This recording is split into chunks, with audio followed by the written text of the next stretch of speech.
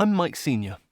In my book, Mixing Secrets for the Small Studio, I suggest a step-by-step process for learning how to mix. In this video series, I'd like to show you how you might apply that procedure when faced with a real-world Project Studio multitrack. To kick off, I'll focus on the recommendations set out in Chapter 5, Essential Groundwork.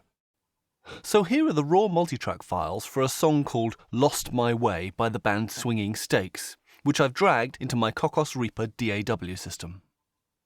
First, I'll name and colour the tracks the way I want them. I normally use yellow for drums, red for bass, orange for guitars, blue for keyboards, and pink for vocals. But do feel free to choose your own colours if you prefer.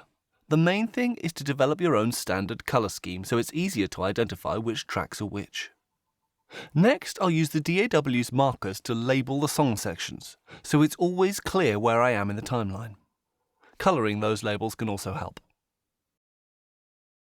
Now that's done, I'm going to tidy up the track view by weeding out any unwanted audio. Most of this redundant information is simply silence. But in this particular multitrack, I also removed the drummer's initial count-in, some mains hum from the guitar amps, and various undesirable detritus between backing vocal phrases, things like coughs and headphone foldback spill.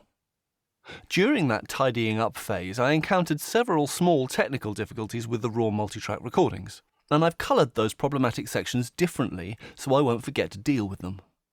Let's run through a few of those. For instance, the consistency of the drummer's groove seems to stumble during some of the fills, perhaps because of dodgy edits. Here are a couple of those moments.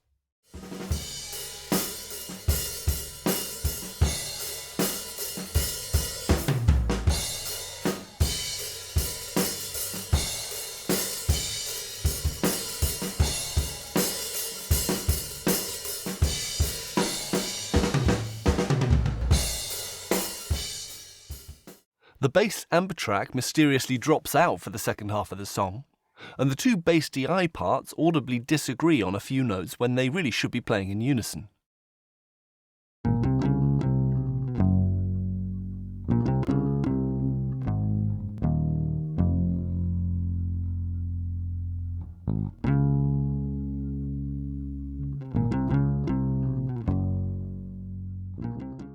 The rhythms of some of the backing vocal parts don't match very well. I'm not right. I'm not.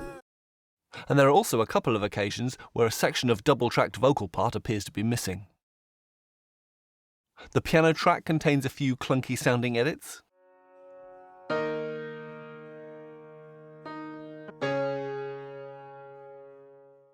During the second chorus, the third electric guitar part has one chord that seems rather out of character with those around it, and may cause mixed balance problems as a result.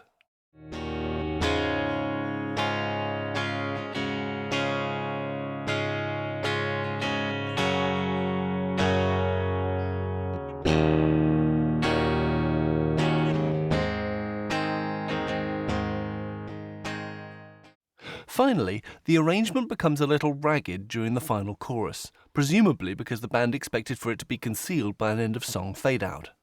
However, the second electric guitar part already starts reducing its playing intensity during the fifth chorus, which is at cross purposes with the increasing intensity of the rest of the band, so I've marked that up as well.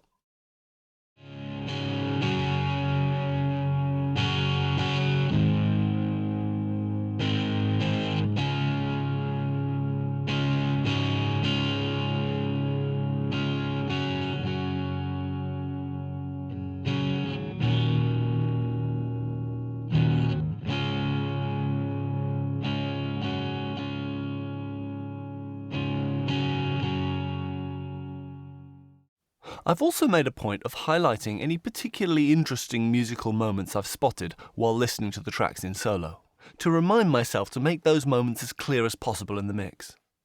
In this project, it's mostly the melodic bass fills that have caught my ear.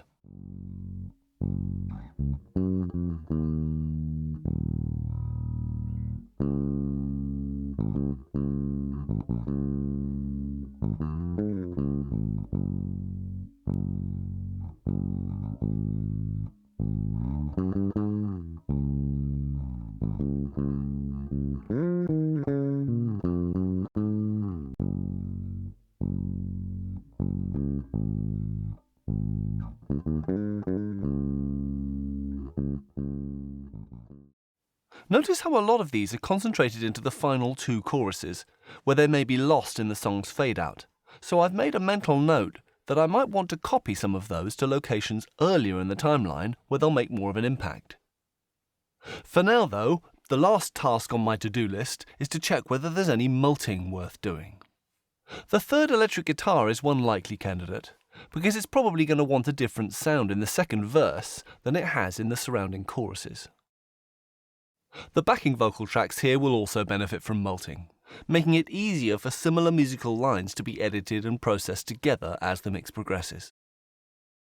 Out here I feel weak. Do you know the way? I'm not right.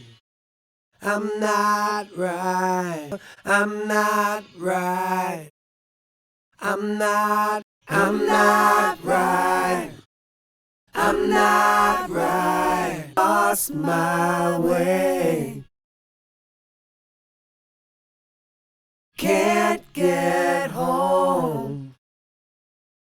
Although the session preparation I've done in this video hasn't made much of a sonic difference at all, it's nonetheless a vital stage in the mixing process.